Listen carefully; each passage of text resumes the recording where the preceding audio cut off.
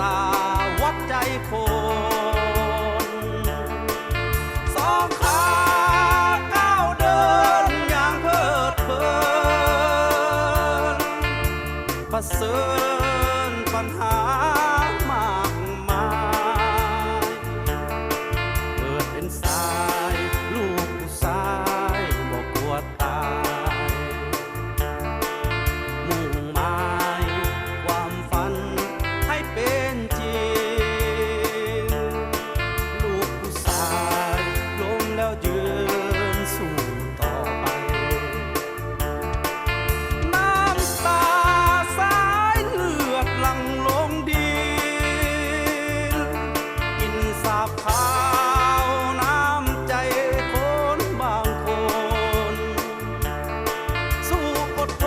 นเอาความจนคือพลังความผิดหวังคือรางวัลรสชาติแห่งชีวิตสองขาก้าวเดินอย่างเพลิดเพลิน